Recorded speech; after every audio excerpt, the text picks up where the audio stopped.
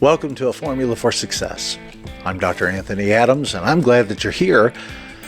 I believe that the Word of God contains insights that, if applied to your life, business, and/or ministry, will become a formula for your success. Well, what we're going to talk about today is situational theory, which is a very close cousin to situational leadership theory.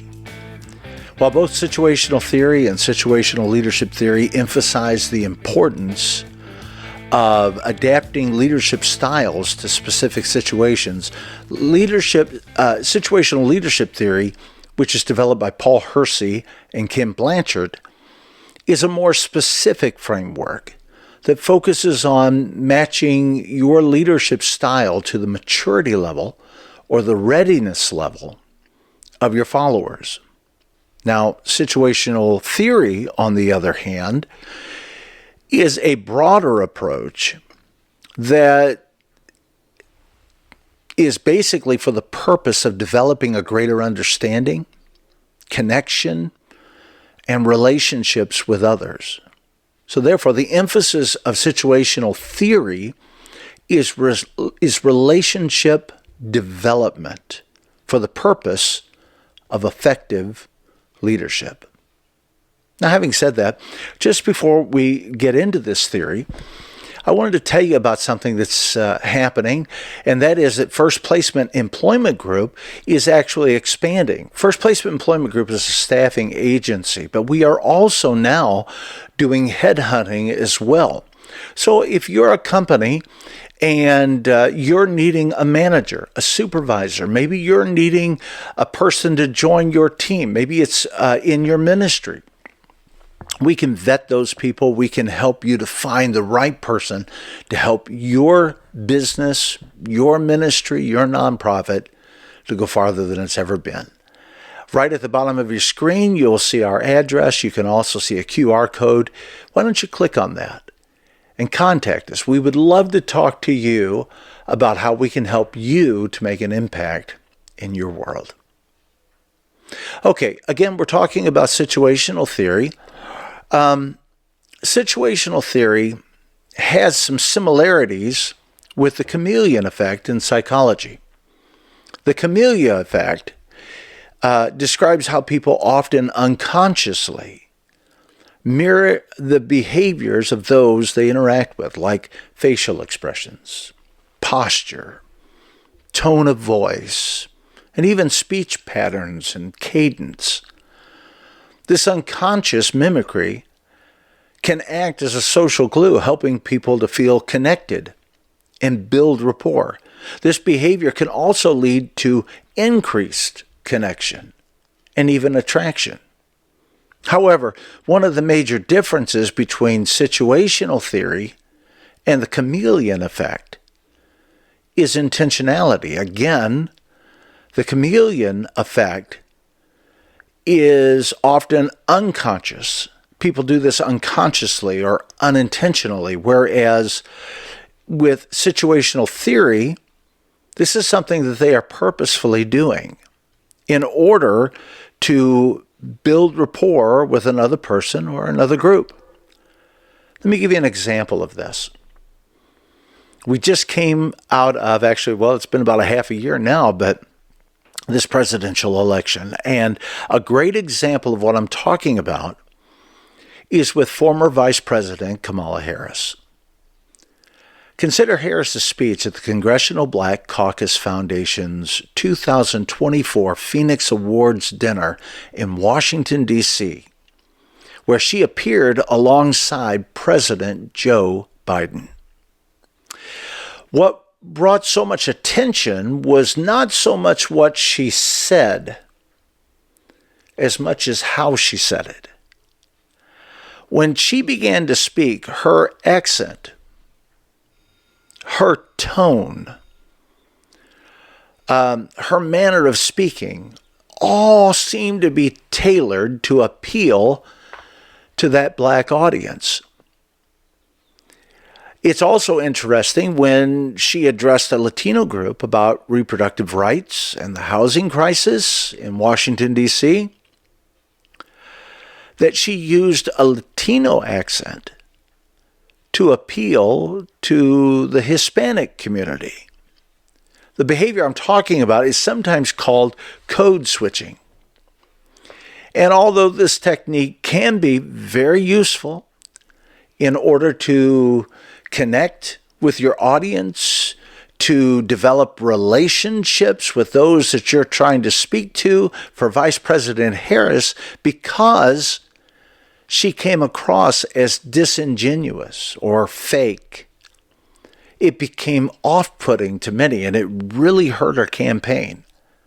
And that's one of the dangers, by the way, of situational theory, is that when you are doing this, you cannot come across as though you are mocking or that you're being fake.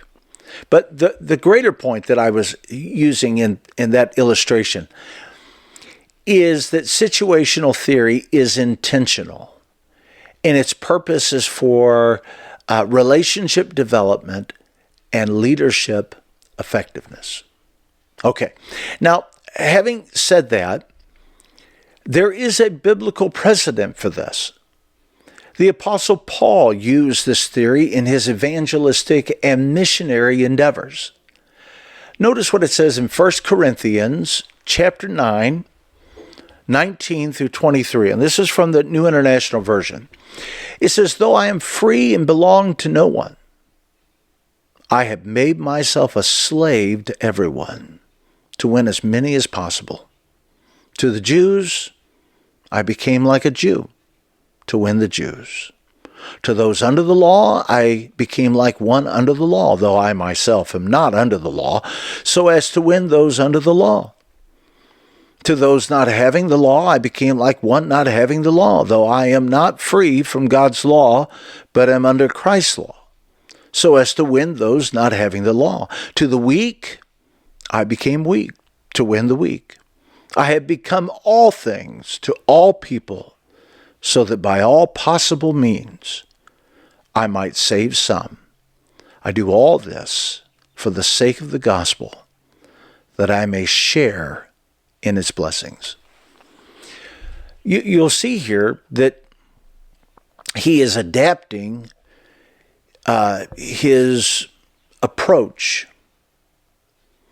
He is trying to make himself more relationally acceptable so that his message can be heard.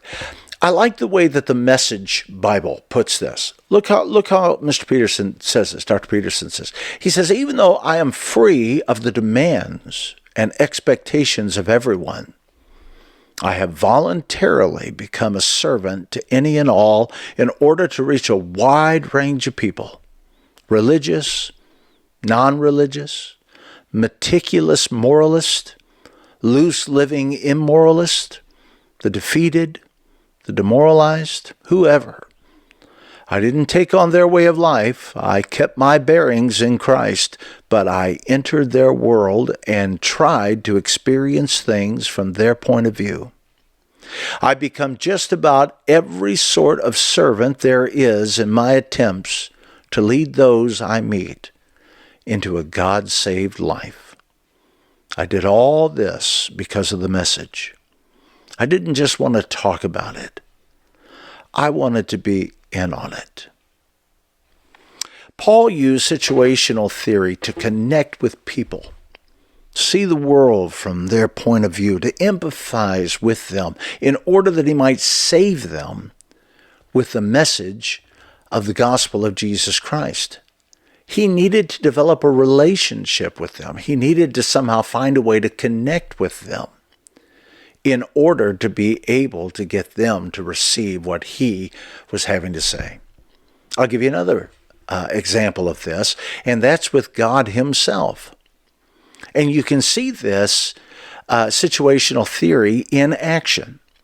But to understand that, you have to, let me qualify what I'm going to say here with this a little bit of information. First of all, you'll remember that throughout the Bible, there is a great emphasis that is placed on names. Abram which meant exalted father or high father, his name was changed to Abraham, meaning father of a multitude. Why? Because he was going to be the father of a great multitude of people. Jacob's name, which meant supplanter, was changed to Israel, meaning he will rule as God or a prince of God, reflecting the fact that the great nation of Israel would come from his line. Jesus changed Simon's name, which is derived from the Hebrew word meaning hearing, to Cephas, meaning a rock or a stone, and this signified his role in establishing and leading the early church. Names mean a lot. Now, that being said, you also have to understand that with God, there is a complete and total consistency between who God is and what he says and does. Therefore, his name does not just represent who he is, but also it is who he is. Let me say that again. His name, God's name, does not just represent who he is, but also it is who he is. You remember when God told Moses that he was sending him to deliver the Israelites from their bondage? So Moses said to God, "Suppose I go to the Israelites and say to them, 'The God of your fathers has sent me to you.' And they ask me, 'Well, what is his name?' Then what shall I tell them?" And God said to Moses, "I am who I am." This is what you are to say to the Israelites, "I am has sent me to you." In other words, God was saying, I am my name. Whatever I am, that's what I'm called. You see, God is our all-sufficiency. In him we live, move, have our being. God supplies all of our needs, whatever that happens to be. So if you are in need, then we find out that he is your Jehovah Jireh. The Lord will provide. If you need healing, then he is your Jehovah Rapha, the Lord that heals. In effect, God is saying, I manifest the characteristic of what you need. I'm your counselor.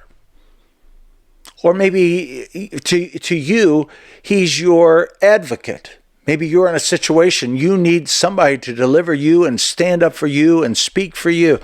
It could be that you're in an impossible situation and God has become your almighty God, your mighty God.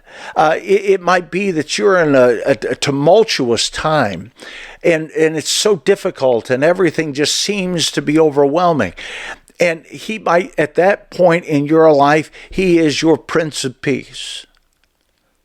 He might be your person, you're feeling like you're going down for the final time, and he's your deliverer. You see, God relates to us in accordance with our need. The point is, situational theory is where that we can connect with the audience in order to be able to communicate with them, to have a relatedness with them, and to build this bond and to influence them. And so we see that in the Bible. We see that with God himself. We see that with the Apostle Paul. Okay. So let's look at situational theory in action. And this is where it gets really important, especially, again, to your life, to your business, and or your ministry. But I want to say this method is not about being fake. It's not about being two-faced. It's about being flexible. It's reading the needs of your team and the demands of the moment and knowing which leadership hat to wear. Let me illustrate this by using Daniel Goleman's 6 leadership types. And I think this will help to illustrate this. So you might come upon a situation where you need to be at that point in time the visionary. This leader is all about the big picture. They are inspiring and they're motivating. They're painting a clear vision of where the team is or should be heading. They're giving, they're telling stories, and they're helping you to actually visualize and believe that you can actually reach this particular destination. There are times when your team, when your organization, they need a visionary. But there are other times when your team or your organization may need the coach. This leader is like a supportive mentor. They help their team members to identify their strengths and their weaknesses, and he or she guides them to reach their full potential. You know, you'll remember that a coach doesn't go out and play on the field. The coach somehow equips the players, the people that are actually performing the duties, to be the very best that they can be to accomplish the thing that they are striving to accomplish. This leader is invested in their team's growth and development. There are some times that your team, your organization, they need a coach. They may not necessarily need somebody that's going to just give them a pep talk. They need somebody that's going to help them to figure out how that they can do something great. They can actually fix a weakness. They can actually accomplish something. And then it might be that your team or your organization might need for you to be the affiliative. This leader prioritizes people and their emotions. They create a warm and friendly atmosphere, focusing on building strong relationships within the team. They're good at resolving conflicts and boosting morale. You know, I guess to describe it, they're like that friendly neighbor who always knows how to make you feel better about yourself and about how things are going.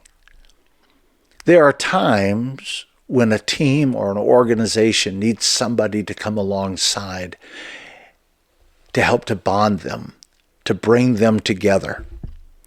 And then there are times when this particular person needs to be democratic.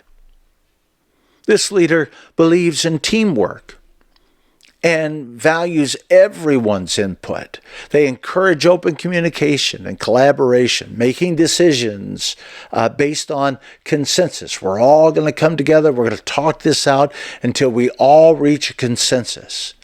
They're great at getting buy-in, and they're great at fostering a sense of ownership within the team. There are times when the organization needs this type of leader. They need them to be democratic in their approach. And then there are times when the organization or the team has gone nose blind, as it were. And they don't see how bad things are. They're missing the small things. I talked about it before. Broken windows. They're missing things that they should notice, or they've let down on their standards. And there are times when the leader needs to put on the pace setter hat. This leader sets high standards and expects excellence. They lead by example, pushing their team members to perform at their best. They are very much results-oriented and can be very demanding. There are times that a team needs a very tough but fair leader who will challenge them to do the very best work that they can. And then sometimes, now hopefully not all the time, but there are some times that an organization or a team needs a commander. This is a leader who takes charge and demands immediate compliance. They're decisive. They can be forceful when necessary. They're great in a crisis, but they can create a stressful and demotivating work environment if it's overused. Sometimes a team leader resembles a military commander who gives orders and expects them to be followed without question. There are times when things are pressing and it has to be at that time. You don't have time to be a visionary. You don't have time to be democratic. You don't have time to be affiliative. You've got to give the order, and they've got to do this in order for the organization to survive, or in order for you to be able to do this. The point is, effective leaders don't just stick to one style. And this is what I have seen with some people. They're effective, I suppose, but what they miss is they miss this idea that they need to adapt to the environment and the situation where they are. It's an interesting thing that research into the chameleon effect, and again, this is very much like situational theory, in service and sales industry has found that it can have numerous benefits for sales staff. First of all, it found that by mimicking the behaviors, attitudes, and speech patterns of customers, this can lead to a significant increase in customer satisfaction. It also creates a more positive and personal experience for the customer, and it can result in increased loyalty and repeat business.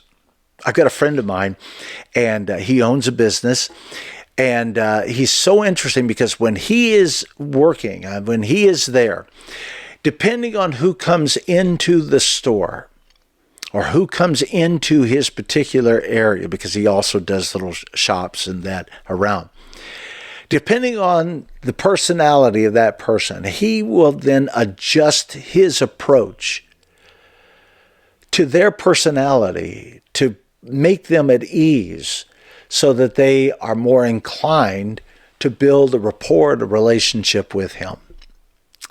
And he makes a lot of sales because of it. Here's something for you. Servers and salespeople who engage in mimicking are often seen as more attractive. Sometimes they're seen as more trustworthy.